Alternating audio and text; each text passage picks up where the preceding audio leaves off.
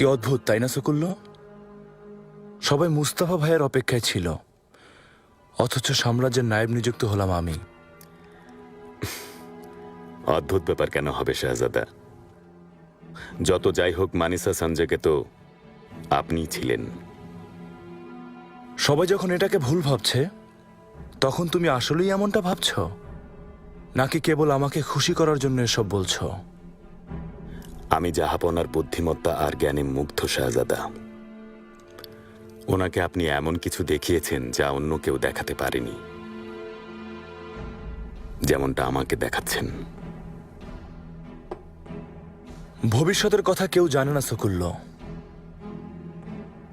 কিন্তু কিছু কিছু বিষয় আছে যা সূর্যের আলোর মতো স্পষ্ট আর তেমনই কঠিন। বেয়াজিদ সিংহাসনে বসলে রুস্তম তার দায়িত্বে অব্যাহত থাকবে।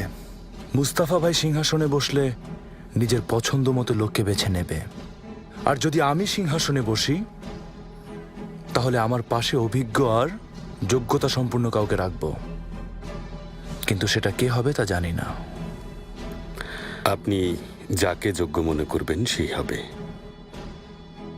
সম্ভবত সে ব্যক্তি তুমিই হবে। আপনার অনুগ্রহ শাহজাদা। সুলতানা, স্বাগত মাতমাজা। এই ছোট ছেলেটা কে? অনেক লম্বা গল্প সুলতানা। শাহজাদার সাথে দেখা করে নিই, তারপর আপনাকে বলবো। শাহজাদা তো এখানে নেই, সিভাসে জাহাপনার সাথে দেখা করতে গেছেন। তোমাকে অপেক্ষা করতে হবে।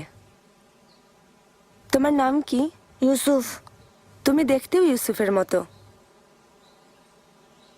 তোমার ছেলে নাকি?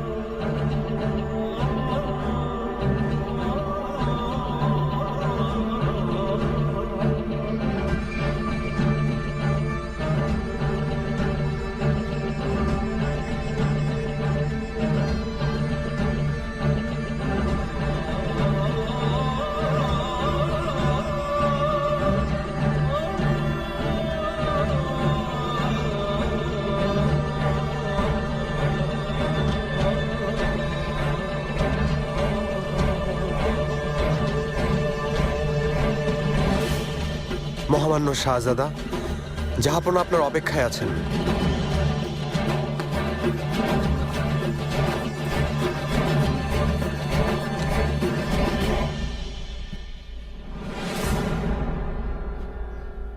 জাহাপনা। বলো মুস্তাফা, কি কারণে তুমি আমার আদেশ অমান্য করলে? আর শুধু তাই না, আমার চোখে চোখ রেখে মিথ্যা বললে। আমি এর কারণ জানতে চাই। জাহাপনা, মরহুম কাপুদান পাশার মেয়ে মেহেরুন্নিসা খাতুনকে আমি আসলে কতটা ভালোবাসি তা আপনাকে বোঝাতে পারবো না। যদিও আপনার কাছে এসবের কোনো মূল্য নেই, কিন্তু এ কথাই সত্যি। একজন শাহজাদা হিসেবে আমার কিছু নিয়ম কানুন মানা উচিত ছিল, কিন্তু আমি মানিনি। দুর্বল হয়ে গিয়েছিলাম।